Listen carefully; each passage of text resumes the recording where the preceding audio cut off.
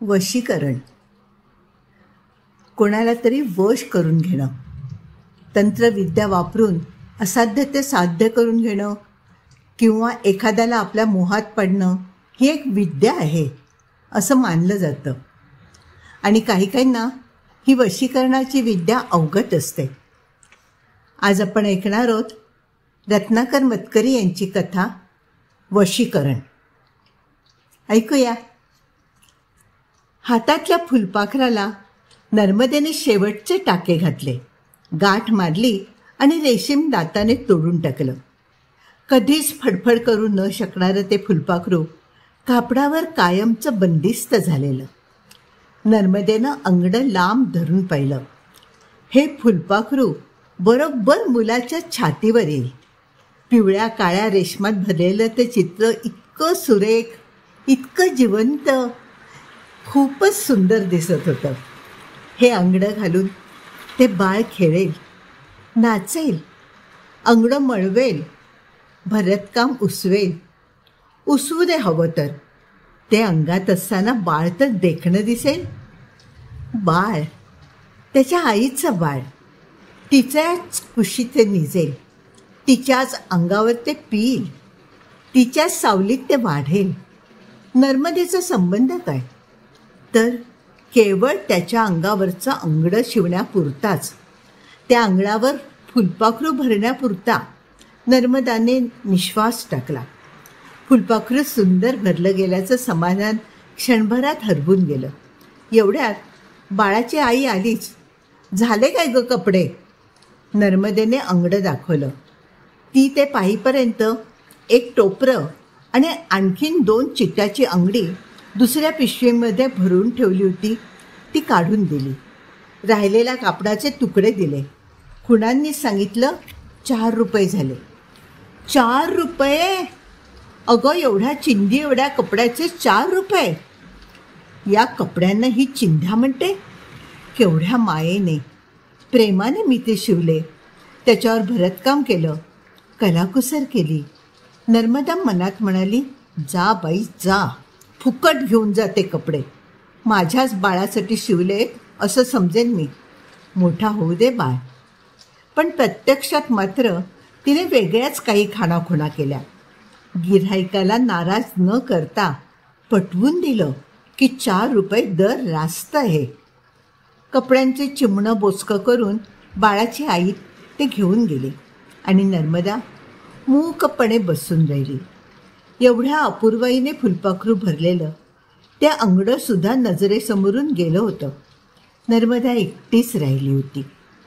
तसं म्हटलं तर या एकटेपणाची तिला सवयच होती आणि नव्हती देखील. कारण आपल्याला कायम एकटंच राहायचं आहे असं एक मन म्हणे, पण त्याच वेळेला दुसरं मन बंड करून उठे. का म्हणून? मुक्या माणसांना काय संसार करावासा वाटत नाही?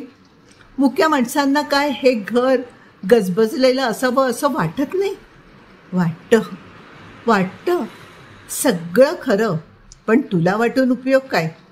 लोकांना तसं वाटायला हवं ना. कोण तुझ्याशी बोलायला येणार? कोण गप्पा मारायला येणार? तुला फक्त बोलता येत नाही. ऐकायला नीट येतं हे खरं आहे, पण लोकांना एकटंच बडबडत बसायला कंटाळा येतो. तुझ्या हातांच्या खुणांचा अर्थ लावणं जीवावर येतं. मग कशाला कुणाला बोलावं असं वाटेल तुझ्याशी?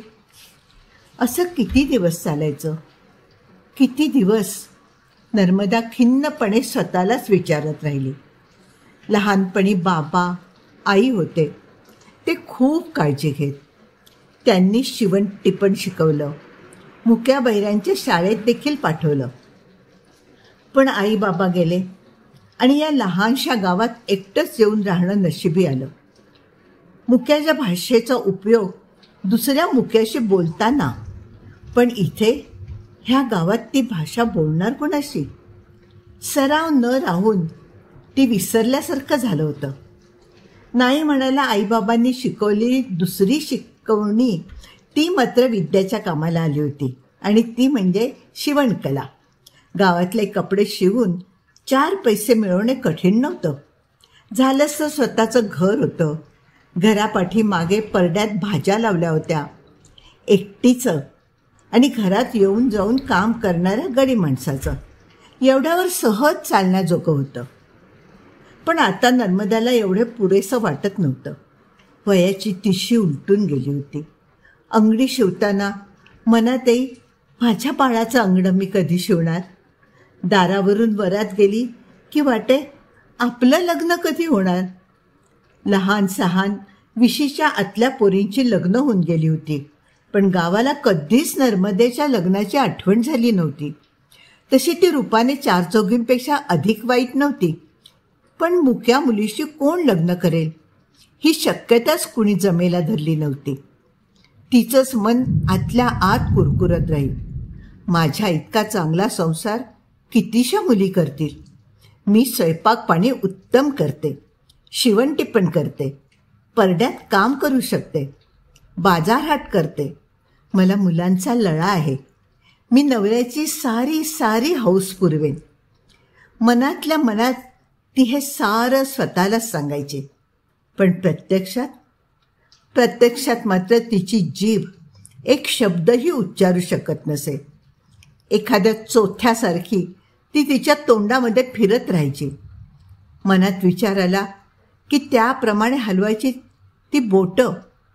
पाखराच्या पंखासारखी ती फडफडू लागायची. पण हेच तर तिचं दुर्दैव होतं. तिची बोटांची भाषा कोण समजून घेणार. गाव त्या मुक्या मुलीशी फक्त कामापुरता संबंध ठेवत असे, शिवण कामापुरता. लग्नानंतर रात्रंदिवस जिभेचा पट्टा फिरवणाऱ्या, बोलून बोलून नवऱ्याला छळणाऱ्या बायका गावाला चालत असत. पण शब्दही न बोलता सारं काम हसतमुखाने उपसणारी नर्मदा, ती मात्र कुणालाच नको होती. नर्मदेचे वडील हयात असते तर त्यांनी कदाचित काहीतरी हालचाल केली असती. परगावी शब्द टाकला असता. या ना त्या उपकारात बांधून मुक्या मुलीसाठी सुद्धा नवरा शोधून आणला असता. पण आता नर्मदासाठी स्थळ कोण पाहणार. सगळ्याच बाजूंनी नर्मदेची कोंडी झाली होती. पहिली काही वर्ष नर्मदेने मन घट्ट केलं. नाही लग्न तर नाही, राहायचं तसंच. थोड्या का मुली राहतात लग्ना वाचून, अशी स्वतःच्या मनाची समजूत घातली. पण अखेरीस मनाने शरीरापुढे हार खाल्ली. मनाने कितीही समजावलं तरी शरीराची तगमग थांबेना. दिवसभर ती कामात गुंतून राही. पण रात्री तिची तळमळ व्हायची. कुशी पालटून डोळ्यांपुढचे चित्र पुसायला ती पाहिजे. पण शरीर पुरुषाच्या मिठीसाठी आसुसलेलं राहायचं. रिकामं अंथरूण मुठींनीच विस्कटलं जायचं आणि उशी डोळ्यातल्या पाण्याने भिजून जायची. मनातले विचार दूर सारण्याचा प्रयत्न करीत नर्मदा मागील दारी आली. पायऱ्या उतरून परड्यात गेली. हिरवं परडं पाहून तिचं मन थोडं निवळल्यासारखं झालं. एक रोपटं ती बारकाईने पाहू लागली. कुणाला माती घालायला हवी होती तर कुणाची किडकी पानं तोडून टाकायला हवी होती. कसं कोण जाणे, अचानक तिचं लक्ष जमीनदारांच्या वाड्याकडे गेलं. आज वाड्याच्या 3-4 खिडक्या उघडलेल्या दिसत होत्या. वाडा कायम बंदच असे. जमीनदाराची मुलं नातवंड सारी शहरात असत. आज कुणीतरी आलेलं दिसत होतं, पण फार गडबड दिसली नाही. एखाद दुसरंच माणूस असावं. कोण असेल बरं. हुरहुरातच तिने आपलं काम आवरलं. सगळा कचरा गोळा केला. बराच जमला होता. हा एकदा उघड्यावर नेऊन जाळायला हवा होता. आजच का नको. घरापासून जमेल तितक्या लांब न्यायला हवा. तिने टोपल्या डबे घेतले, दार लोटून घेतलं आणि ती घराबाहेर पडली. कचरा पेटवला. त्याचा मोठा जाळ झाला. धूरही भसा जाऊ लागला. पण नर्मदेचं लक्ष त्या जाळातून धुरातून पलीकडच्या घरात लागलं होतं. पाहता पाहता तिची नजर एकदम खिळूनच बसली. जमीनदाराचा तरणा नातू केळीजवळ आंघोळ करत बसला होता. इतक्या लांबून देखील त्याच्या उघड्या शरीराचा पिळदारपणा स्पष्ट दिसत होता. चेहरा नीटसा दिसत नव्हता, पण चांगला असावा. काळे दाट केस. तो खसा चोळत होता. त्याच्या ओल्या शरीरावर चमचमणाऱ्या उन्हाकडेच खुळ्यासारखी नर्मदा पाहत राहिली. इतक्या अंतरावरून पाण्याचा आवाजही येत नव्हता, पण ते निशब्द चित्र तिला अतिशय मोहक वाटलं. एकदम त्या स्वप्नातून तिला जाग आली. आपल्यासारख्या वयाने वाढलेल्या मुलीने अशा उघड्या अंगाच्या तरुण पुरुषाकडे पाहत राहणं चांगलं नाही. कुणी पाहिलं तर काय म्हणतील. पण मनाची ही सारी सांगी नजर ऐकेना. ती पुन्हा पुन्हा तिकडे वळतच राहिली. शेवटी धुराचा जाम लोट आला.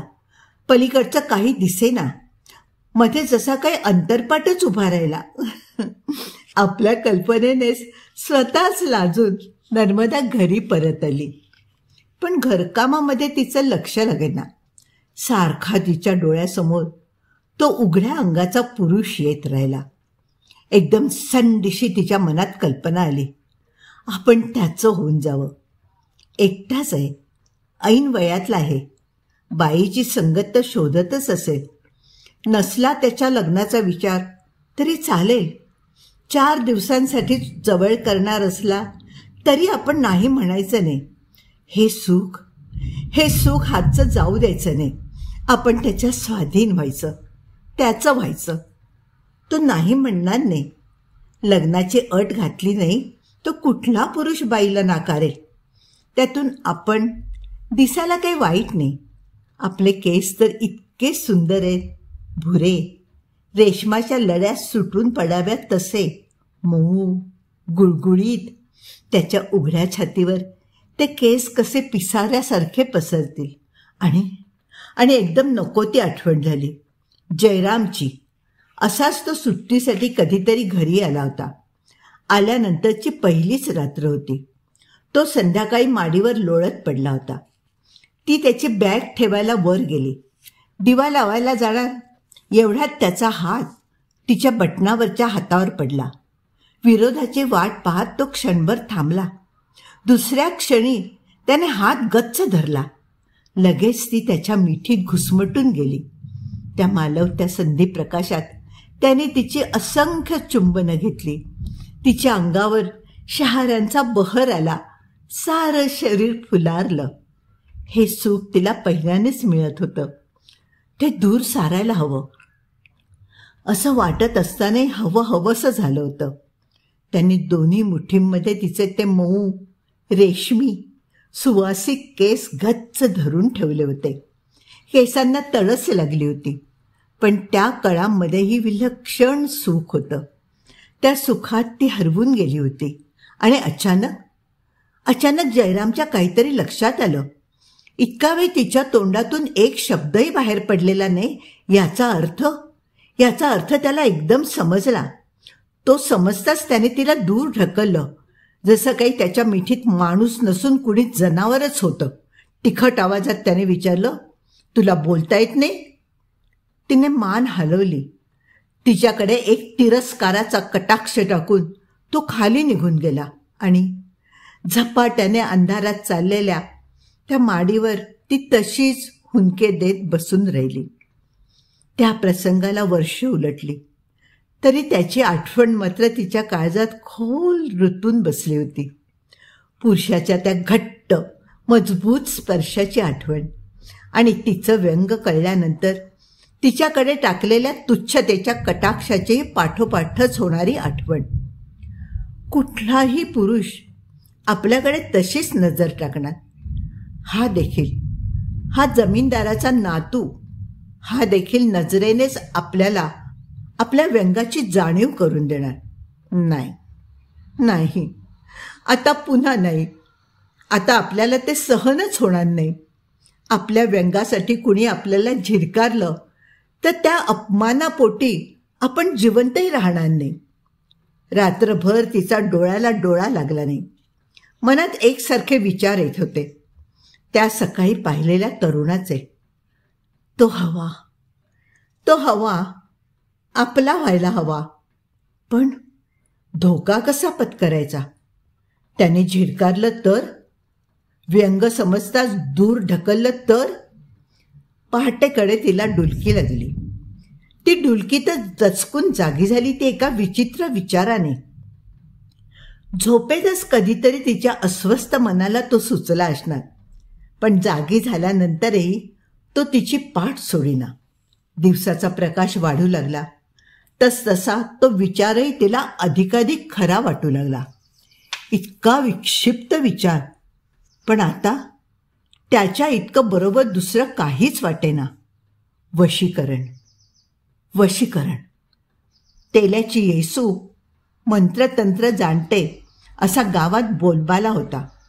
येसू जख्ख म्हातारी होती आणि आपला एक निकामी पाय ओढत ती गावभर भटकायची. लहान पोरं तिला भिवून पळत आणि मोठी माणसं कामाशिवाय तिच्या वाऱ्यालाही उभी राहत नसत. ती दारावरून जाऊ लागली की लेकूरवाळ्या बाया पटापटा दारं लावून घेत आणि तान्ह्या बाळांना पदराखाली घेत. येशीचा स्वतःचा तरणा ताठा पुतण्या तिच्याशी झालेल्या भांडणानंतर 2च दिवसात रक्त ओकून मेला होता आणि लोक म्हणत की सावदेकर हॉटेलवाल्याला तिच्याच मेहरबानीने पैसा मिळाला होता. येशी आपल्याला काहीतरी मंत्रतंत्र नक्कीच देईल असं नर्मदेच्या डोक्याने घेतलं. वशीकरणाचा मंत्र. येशी मागेल तितके पैसे आपण देऊ, फक्त तिने आपल्याला तो मंत्र दिला पाहिजे. त्या मंत्राच्या सामर्थ्याने जमीनदारांचा नातू आपल्याकडे ओढला गेला पाहिजे, आपलासा झाला पाहिजे. मंत्राच्या प्रभावाने त्याला आपलं व्यंग जाणवता कामा नये. त्या व्यंगासकटच त्याने आपलं शरीर स्वीकारलं पाहिजे. एकदा त्याला शरीराची ओढ लागली की न जाणो पुढे मागे त्याला आपली माया लागेल.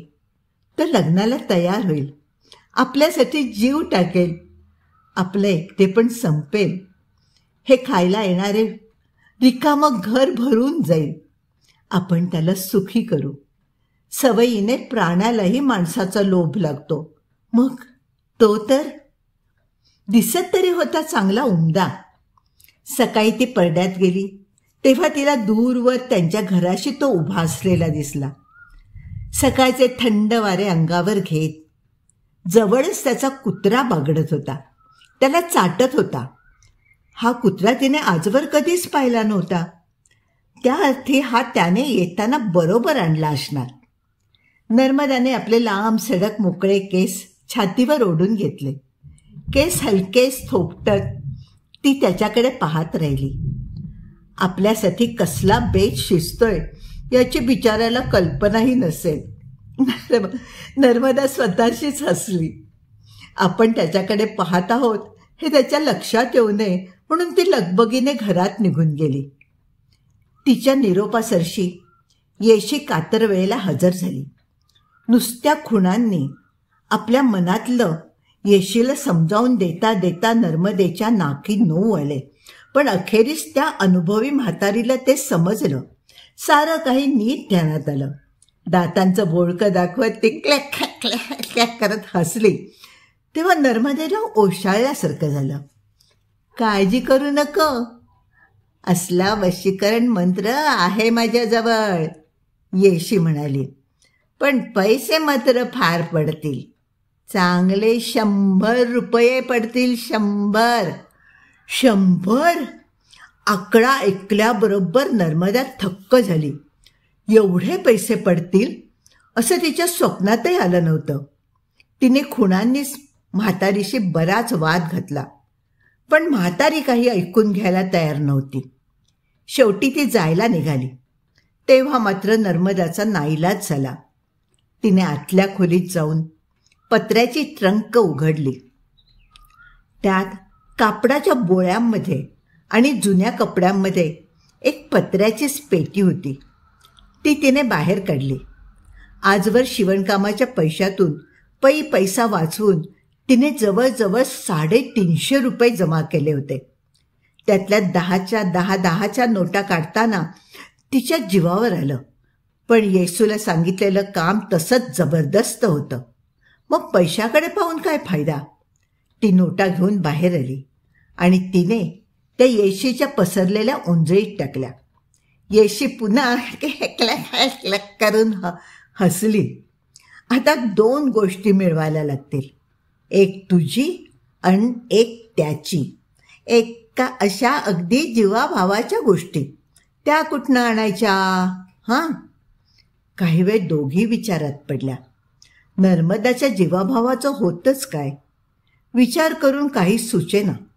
आणि अचानक तिचा हात केसांकडे गेला. हे केस तेवढे तिला जीवापेक्षा प्यारे होते. पण ते नाही द्यायचे, ती मनातल्या मनात बोलली. पण म्हातारीची नजर कावळ्याची होती. नर्मदाचा हात केसांकडे गेलेला तिच्या लक्षात आल्याशिवाय राहिला नाही. ती म्हणाली, केस चालतील, पण पुष्कळ लागतील. राख करायचे, राख. अगदीच चिमूटभर होऊन नाही चालायची. आढेवाढे घेऊन शेवटी नर्मदा केसांची राख करायला तयार झाली. पण जमीनदाराच्या नातवाची कुठली जीवाभावाची वस्तू असणार? आणि सकाळी पाहिलेला तो बागडणारा कुत्रा तिला आठवला. तो त्याच्या भोवती नाचत होता, त्याला चाटत होता. येशीने सगळा बेत ठरवला. मध्यरात्री दोघींनी स्मशानात जाऊन वशीकरणाचा मंत्र सिद्ध करायचा होता. त्याआधी काळोख पडल्यानंतर म्हातारी त्या कुत्र्याच्या डोक्यात धोंडा घालणार होती. रानात रात्र किर्र वाजू लागली. घराघरांमधली कलकल थांबून कितीतरी वेळ झाला होता. ती कृष्ण पक्षातली होती. तेव्हा बाहेर गुडूप अंधार पसरला होता. दारावर टकटक झालं तेव्हा माहीत असूनही नर्मदेच्या काळजात लक्क झालं. येशी आली होती. आता आपले केस जाणार. दार उघडण्यापूर्वी तिने केसांवरून हात फिरवला. दारात घोंगडी पांघरून येशी उभी होती. तिच्या हातातल्या गोंडपाटाच्या पिशवीला रक्ताचा मोठा डाग पडला होता. नर्मदेच्या अंगावर शहारे आले. कुत्र्याचा कापलेला भाग. नुसता विचारच भयंकर होता. पण तिने विचारलं नाही. तरी येशीने आपणहून उत्साहाने माहिती दिली. मेला भलताच इमानी निघाला. हालत नव्हता वाड्याजवळून, पण हाड दाखवलं ना तशी झक्कत आला. बसला चघळायला. तशी घातली सुरी पाठीमागचाच भाग आणलाय. बघायचाय? नर्मदेला तो बघायचा नव्हता. थरथरत्या हातांनी तिने येशीकडे कातर दिली. येशीने मांडणे जवळून कातर चालवून भसाभस केसांचा पिसारा कापून काढला. नर्मदेच्या पाणावलेल्या डोळ्यांकडे पाहत वर म्हणाली, खुळी कुठली, रडतेस? अगं, चांगल्या कामाला डोळ्यातनं पाणी आणू नये माणसाने. भुंड्या झालेल्या नर्मदाने घाईघाईने डोक्यावरून पदर घेतला. तशी म्हातारी क्लॅक क्लॅक क्लॅक करत दात पडकं हसली. ते केस त्या कुत्र्याच्या मासा शेजारीच रक्ताने लडबडलेल्या पिशवीत तिने ठेवले आणि म्हणाली, चल, उशीर होतोय. काळे मूग, पिंजर, सारं काही घेतलंस का? दोघी स्मशानात आल्या तेव्हा गार वारे वाहू लागले होते. नर्मदेचे दात वाजू लागले. तेव्हा म्हातारी म्हणाली, घाबरू नकोस, मी आहे ना बरोबर. आहे मी बरोबर. कोणी खाणार नाही तुला. मी प्रत्यक्ष बोलू शकते त्यांच्याबरोबर. काय घाबरू नकोस. हे ऐकून नर्मदेचा धीर अधिकच खचला. आपण केलं हे चुकलं असं तिच्या मनात येऊ लागलं. बिचारं कुत्रं प्राणाला मुकलं आणि आपले केस, शरीराची तेवढी एकच सुंदर वस्तू, तीही आपण गमावून बसलो. आता परत इतके केस वाढायला किती वर्ष लागतील. पण पुन्हा तिच्या डोळ्यांसमोर सकाळच्या कोवळ्या उन्हात उभा असलेला तो पुरुष आला. काही असो, तो पुरुष मला झिडकारू शकणार नाही, ती मनातल्या मनात म्हणाली. म्हातारी येशी पाय ओढत काहीतरी शोधत होती. लवकरच तिला हवं होतं ते सापडलं. तो एका कवटीचा फुटून दूर उडालेला त्यातल्या त्यात मोठासा एक तुकडा होता. तो घेऊन म्हातारी स्मशानाच्या एका टोकाला एक पिंपळ होता त्याच्या मुळाशी जाऊन बसली. नर्मदा देखील तिच्या मागून चालत गेली. तिला खाली बसून म्हातारीने तिला पिंजर आणि मुगाचा मोठा चौकोन काढायला सांगितला. नर्मदा भारल्यासारखी तिचं ऐकत होती. म्हातारीने चौकोनात कुत्र्याचं मांस आणि रक्ताने भरलेले केस ठेवले आणि म्हणाली, टाक टाक आता त्यावर पिंजर आणि हात जोडून प्रार्थना कर, हवं ते मिळावं यासाठी. इतकं बोलून ती कसला तरी मंत्र स्वतः पुटपुटू लागली, दात पडक्या आवाजात. नर्मदेने डोळे मिटले. कोण कोण कुणास ठाऊक, पण तिच्या मनासारखं करणारी जी एक व्यक्ती होती, शक्ती होती, तिची तिने मनातल्या मनात प्रार्थना केली. तो माझा व्हायला हवा, तो माझा व्हायला हवा. त्याने मला आपलं म्हणायला हवं, त्यानं माझ्यावर प्रेम करायला हवं. मला प्रेम हवंय, मला प्रेम हवंय. तिची प्रार्थना संपायच्या आत म्हातारीने मंत्रपठण संपवलं होतं. तिने केस आणि मांस यांना काडी लावली. गप दिशी ती पेटली आणि मोठा जाळ झाला. विलक्षण दुर्गंधी सुटली. नर्मदेने नाक दाबून घेतलं. 5 मिनिटात त्या रक्त मांस केसांची 4 चिमटी राख झाली. म्हातारीने ती कवटीच्या तुकड्यात भरली. मग स्वतःकडच्या बटव्यातून एक बाटली काढली. त्यात रक्त होतं. ते कुणाचं ते तिने सांगितलं नाही, पण त्याचे थेंब तिने राखेत टाकले आणि ते मिश्रण कालवलं. मग ती नर्मदेला म्हणाली, लुगडं सोड, पोलकं पण काढ, काही ठेवू नको संगावर. नर्मदेने न लाजता सारे कपडे काढून टाकले. घडत असलेला प्रकार, ती म्हातारी, तिचे ते मंत्र, ती दुर्गंधी आणि तो धूर, या साऱ्यांनी त्या स्मशानातल्या काळोखात असं काही जगावेगळं विचित्र भेसूर वातावरण तयार झालं होतं की त्यामुळे एरवीच्या साऱ्या भावना तिला सोडून गेल्या होत्या. येशीने कवटीतलं ते मिश्रण तिच्या चेहऱ्यावर, तिच्या अंगभर आपल्या हातांनी लावलं. ते लावत असतानाही तिचं मंत्र पुटपुटणं चालूच होतं. मध्येच थांबून ती म्हणाली, आता तुझ्या शरीराच्या कुठल्याही भागावर त्याची नजर पडली तरी तो धावत आलाच म्हणून समज तुझ्याकडे. आता नाही त्याची सुटका, आता त्याची सुटका नाही. सगळं मिश्रण संपलं तेव्हा तिचं पुटपुटणंही संपलं.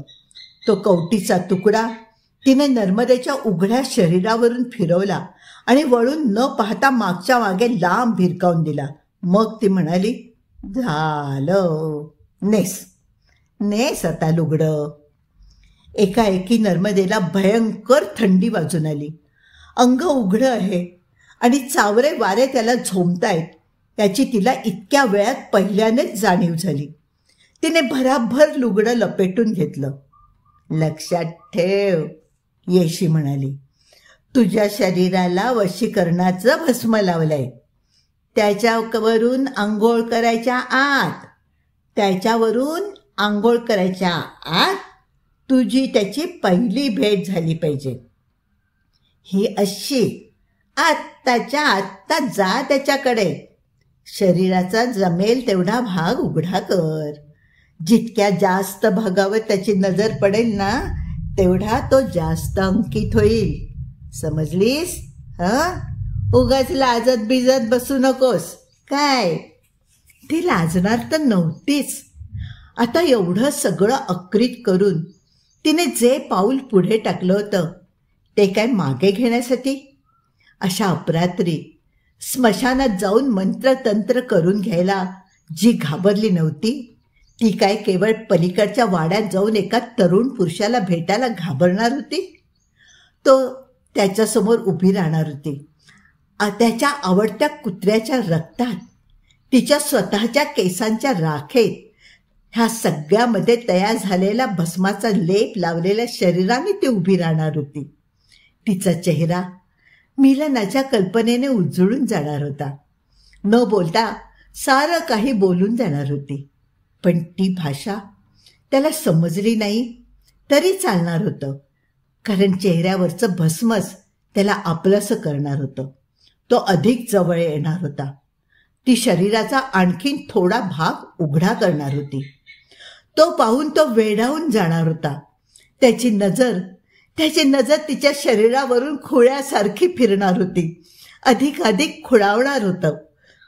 होता होता ती आपलं शरीर त्याच्या स्वाधीन करणार होती. नव्हे, तोच तिच्या शरीराच्या स्वाधीन होणार होता. आणि मग कदाचित तो तिच्यावर प्रेमही करू लागणार होता. शरीरापलीकडचं एक सुंदर नातं आकाराला येऊ लागणार होतं. एका नव्या आनंदाने भारावल्यासारखी ती घरी आली. अंगावरचे साधं लुगडं बदलून ती सणासुदीचं भरजरी रेशमी लुगडं नेसली. 10 वेळा आरशात बघत तिने काजळ घातलं, कुंकू लावलं, केस विंचरून त्यांचा छानदार अंबाडा घालावा असं तिच्या मनात आलं. आणि एकदम धस्तीशी तिला आठवण झाली की आपले केस जाऊ देत. डोक्यावरून पदर ओढून घेताना ती मनाशी म्हणाली, एकदा तो भारला जाऊन माझ्याकडे पाहत राहिला की त्याला केसांचं भुंडे पण जाणवणारही नाही. ती जमीनदाराच्या वाड्याकडे निघाली तेव्हा पहाट नुकती फुटू लागली होती. पक्षी झाडातून किलबिलू लागले होते. वाड्याच्या पडवीशी ती पोचली तेव्हा आतून भरदार मर्दाने आवाजात म्हटलेली भूपाळी तिला ऐकू आली. क्षणभर सुखावून ती तो मधुर आवाज ऐकत उभी राहिली. मग ती पुढे झाली. जमीनदाराचा नातू खिडकीशी उभा राहून भूपाळी म्हणत होता. त्याचं गाणं थांबवावं की नाही हे तिला समजेना, पण नाही, थांबवावं. त्याहून अधिक सुंदर काही घडायचं असेल तर त्याने आपल्या चेहऱ्यावर नजर तर टाकायला हवी. ती दारातून आत गेली. तिची चाहूल लागून तो वळला. कोण आहे? त्याने दचकून विचारलं. ती तशीच उभी राहिली. कोण आहे? कोण आहे? कोण आहे? तो पुन्हा विचारत होता. ती त्याच्या समोरच उभी होती. त्याचे डोळे तिच्याकडे वळले होते, पण त्यातली नजर ठार आंधळी होती. छाच पडत पुढे येत तो भयाकुल स्वरात परत विचारित होता, कोण आहे? कोण आलंय? कोण आहे? आणि ती त्याला उत्तर देऊ शकत नव्हती. तो तिला पाहू शकत नव्हता आणि ती त्याला उत्तर देऊ शकत नव्हती. कथा इथे संपली आहे. वशीकरण, रत्नाकर मतकरी यांची. वशीकरण ही एक विद्या आहे हे खरं आहे असं मानतात बरीच जण. पण असं पण म्हणतात की सटवाईने जे ललाटी लिहिलेलं असतं ते कधीही कोणीही पुसू शकत नाही. सटवाईने लिहिलेलं कसं कोण पुसणार? हो ना.